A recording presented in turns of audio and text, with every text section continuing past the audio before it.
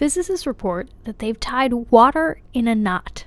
This is what it looks like, and as far as we know, this is the first time that a vortex knot has been made in a fluid in the laboratory. A vortex knot is the fancier cousin of one of these. Where do they go, the smoke rings I blow each night?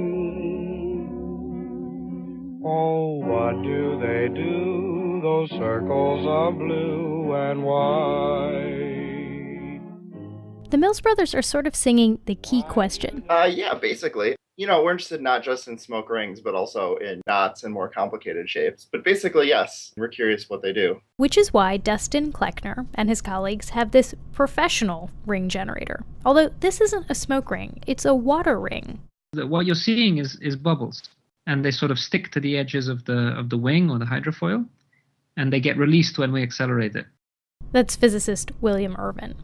Bubbles are visualizing the fluid's flow, and high-speed cameras are letting you watch this at about a 60th of real time, meaning that a second of footage is displayed as a minute.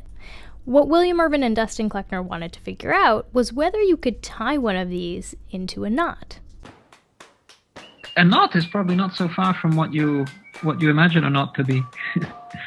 Some closed loop that you can't deform into a ring without having it go through itself. The secret to making fluid knots are these 3D printed wings, whose path more or less just traces this knot. Using these, the researchers report in Nature Physics, they were able to make 2 different types of fluid knots. And here's the question.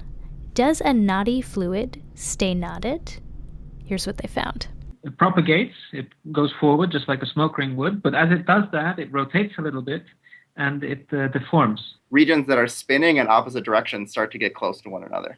Eventually they get closer and closer until they eventually collide, and this causes it to actually untie itself. And break apart into 2 rings.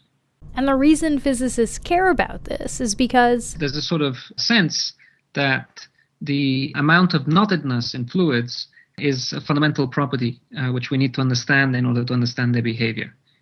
And there are even some extra large-scale practical applications, like understanding the sun. Because you do get these coronal loops, which people think do have linking and knotting. And in this case, it's thought to be very important for the dynamics of the corona. But the problem is, obviously, you can't have a sun in your lab.